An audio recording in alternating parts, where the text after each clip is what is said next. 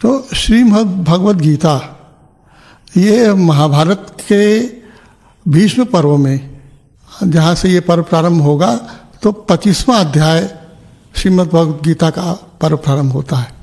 श्रीमद् भगवद गीता इस 25वें अध्याय से 42वें अध्याय तक पूर्ण होती है।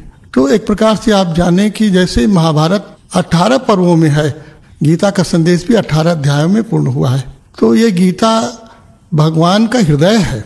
महाभारत को समझना हो तो गीता को समझना होगा, और गीता को समझने से हम भगवान के हृदय को भी समझ पाते हैं कि भगवान जीवन का कौन सा संदेश हमको देना चाहते हैं, और जीवन की जो समग्रता है वो भगवान से फूटती है गीता के रूप में। श्रीमद् भगवद गीता भगवान का प्रस्फुरण है, भगवान स्वतः व्यक्त हो रहे हैं उसी रूप में और सारे जगत के लिए। और सबसे बड़ी बात यह कि भगवान गुरु रूप में बोल रहे हैं, गुरुर गरीयान, वो गुरुओं के भी परम गुरु हैं। इस पद में, इस स्थान से होकर के भगवान बोल रहे हैं।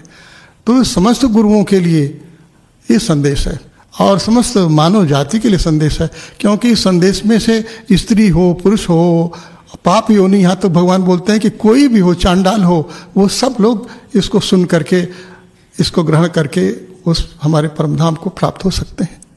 देखिए, मेरा भाव क्या है, हम यदि गीता को किसी दार्शनिक दृष्टि से देखने का प्रयास करेंगे, अद्वैत की दृष्टि से देखिए, द्वैत की दृष्टि से देखिए, विशिष्टाद्वैत की दृष्टि से देखिए, ये सब सारी दृष्टियां उसी गीता से ही निकली हुई हैं, सारे भाष्य हुए हैं। तो इन भाष्यों के आधार पर हम गीता का अध्ययन करेंगे और गीता के सूत्रों को समझेंगे, तो फिर हमको किसी न किसी वाद के अनुसार जीवन को देखना पड़ेगा। लेकिन जीवन जो है, जैसे मैं आपसे पूछूं कि जो अर्जुन जो प्रश्न कर रहे हैं, तो अर्जुन के सामने क्या ये सब वाद थे, द्वैतवादी थे वो कि अद्वैतवादी थे कि, या क्या जो भी आप कहेंगे, तो क्या अर्जुन इन वादों से युक्त थे या कि भगवान इन्हीं वादों में सीमित थे? तो स्पष्ट बात है कि भगवान इन वादों से परे हैं, इन वादों में सीमित नहीं है। ये तो मेरे अपने मन की अपनी दृष्टि है कि हम समझते हैं कि भगवान का संदेश इन्हीं वादों के घेरे में बना हुआ है। तो जो हम सन्यासी होंगे, कि हम गृहस्थ होंगे, कि हम अब जो भी माने कर्मयोगी होंगे, कि ज्ञान योगी हों, कि भक्ति योगी होंगे, तो जीवन का जो पूरा संदेश है और जीवन जो प्रभु जीते हैं, उस जीवन को हमारे तक संपादित करना चाहते हैं ना, वो जीवन हमारे में उतर जाए, तो वो भगवान की आंख हमारे भीतर उतर जाए, भगवान की दृष्टि हमारे भीतर उतर जाए, तो ये तो तभी होगा जब भगवान के हृदय के साथ हमारा हृदय एकाकार हो जाए।